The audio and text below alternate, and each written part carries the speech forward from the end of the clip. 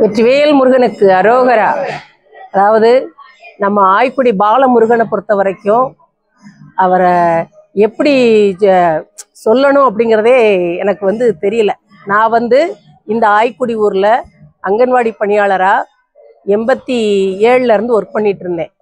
நான் வருவேன், கோவிலுக்கு வருவேன், கோவில் அப்படி நின்று சாமி கும்பிடுவேன். சாமி கும்பிட்டுட்டு அதாவது ஒரு ஈடுபாடோடு நான் சாமி கும்பிட்ட மாதிரி எனக்கு அப்போ தெரியல, அப்படிதான் சொல்லணும். ஆனால் நான் வர நேரம்லாம் ஏதாவது ஒரு இடத்துல மயில் நின்று நடனமாடும். நான் அதை வருஷம் பார்ப்பேன். எனக்கு எங்கள் உறவினர்கள்ல எல்லாருமே ஆய்க்குடியில் நிறைய பேர் இருக்காங்க. வருவேன், சும்மா அவரை ஒரு சல்யூட் அடிக்கிற மாதிரி அப்படி 2 கன்னத்தில் 2 தட்டு தட்டிட்டு நான் பாட்டுக்கு அப்படியே போயிடுவேன். அந்த ஒரு ஈடுபாடோட கும்பிட்டேனான்னு எனக்கு தெரியல. அப்போது ஒரு 18வது வருஷம், அதாவது நான் இங்கே வேலை பார்த்து 18வது வருஷம் எங்கள் அண்ணியார் ஒருத்தங்க கோவில் உள்ள இருக்காங்க. அப்போ என்ன அண்ணி இங்கே இருக்கீங்க அப்படின்னு கேட்க, எனக்கு குழந்தைக்காக நான் இங்கே இருக்கேன் அப்படின்னா. அவங்களுக்கு கல்யாணம் ஆகி 18 வருஷம் ஆகுது.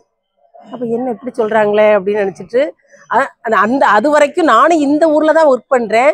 இவரோட அருமை பெருமை எனக்கு தெரியாமல் இருந்திருக்கு, அப்படிதான் சொல்லணும்.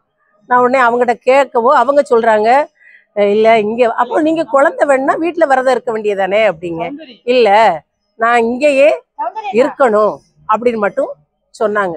சொன்ன உடனே நான் நினைக்கேன், ஆமாம் என்ன இங்கே இருந்தால் தான் இவர் குழந்தை கொடுப்பாரா, அப்படி என்ன அப்படின்னு நானாக நினச்சிக்கிட்டேன். ஆனால் மறு வருஷம் எங்கள் அண்ணியாரனை சந்திக்க கை குழந்தையோட ரொம்ப அவ்வளோ ஒரு சந்தோஷமாக இருந்தது, மன நிறைவாக இருந்தது.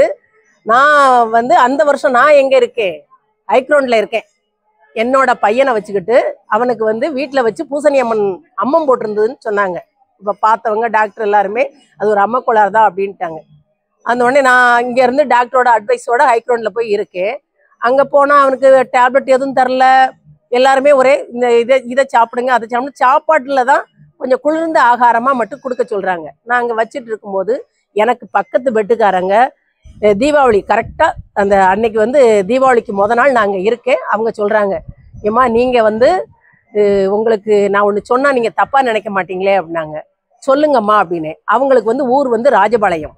அவங்க கை குழந்தையோட வச்சுட்டு அங்கே ஹாஸ்பிட்டலில் கை குழந்தையில அவங்களுக்கு 7 வயசு குழந்தை. அப்போ சொல்கிறாங்க, நீங்கள் தென்காசி பக்கம் ஆய்க்குடின்னு ஒரு ஊர் இருக்குது, அந்த ஊருக்கு உங்கள் குழந்தைய கூப்பிட்டு போனீங்கன்னா எல்லாமே சரியாயிரும்னு எனக்கு தோணுது அப்படின்னாங்க. எனக்கு அவங்க சொன்ன உடனே அழுதுட்டேன். ஏன்னா நான் வேலை பார்க்கறதே ஆய்க்குடி ஊரில் தானே. நமக்கு இந்த ஊரில் வேலை பார்க்கும் இந்த ஊர் பெருமையை யாரோ ஒருத்தர் நம்மகிட்ட இங்கே சொல்கிறாங்களே அப்படின்ட்டு மனசுனா தாங்கலை. அப்படியே சரிம்மா அப்படின்னு மட்டும் சொல்லிட்டு அங்கே ஹாஸ்பிட்டலில் இருந்த சம்பவங்கள்லாம் பார்த்தீங்கன்னா ஆட்டோமேட்டிக்காகவே நான் இங்கே வர மாதிரி ஒரு சூழ்நிலை ஆயிட்டு. நான் அங்கேயுமே ஒரு பெரிய அற்புதத்தெல்லாம் இவர் நடத்தி கொடுத்தாரு, அப்படிதான் சொல்லணும். அங்கேருந்து நேரம் இங்கே வந்தோம். இங்கே வந்த உடனே ஒரு வயசான தாத்தா வாசலில் நிற்காரு. சரியான இடத்துக்கு வந்திருக்க, சரியான நேரத்துக்கு வந்திருக்க, உன் குழந்தைக்கு எல்லாம் சரியாயிரும் அப்படின்னாரு. அவனுக்கு ஊசியோ மாத்திரையோ எதுவும் போடவும் இல்லை வைக்கவும் இல்லை. இங்கே வந்தோம், அவருக்கு எல்லாமே சரியாயிடுச்சு. நன்றி கடனா நான் இன்னைய வரைக்கும் வந்துக்கிட்டு இருக்கேன். அவருக்கும் வயசு 36 ஆகுது. எல்லாரும் நல்ல சௌபாக்கியமாக இருக்கும். இவரை நம்பி இங்கே கோவிலுக்கு வரக்கூடிய ஒவ்வொருத்தரையும் நாங்கள் கண்கூடாக பார்த்துட்டு இருக்கோம். இங்கே பணி தான் பார்ப்பாங்க.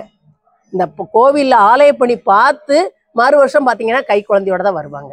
அதில் எந்த ஒரு மாற்றமும் இல்லை.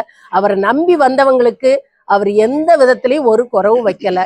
இங்கே 6 நாள் ஒவ்வொரு நாளும், அதாவது இங்கே சப்பரம் எடுத்துகிட்டு போகிறதே பெரிய ஒரு அற்புதம். தூக்கு சப்பரம் அவங்களும் சுமந்து அவங்க கொண்டு போகிறத அந்த கால் அவங்க ஒருத்தர் அந்த பார்த்தோம்னா நமக்கு ரொம்ப ஒரு அது அற்புதமாக இருக்கும். இந்த சப்பரம் வரும்போது நம்ம அதெல்லாம் பார்க்கறதுக்கு ஒரு குடுப்பனை வேணும், அவ்வளோதான்.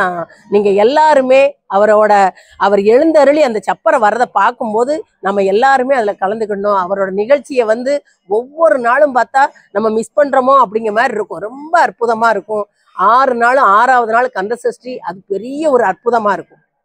அதனால் எல்லாருமே இந்த கந்த சஷ்டியில் நீங்கள் சிறப்பாக கலந்துக்கிட்டு அவரோட ஆசி பெறணும். நான் சிறப்பாக இருக்க மாதிரி நம்ம எல்லா மக்களும் சிறப்பாக இருக்கணுங்கிறது தான் என்னோட கோரிக்கை. நன்றிம்மா.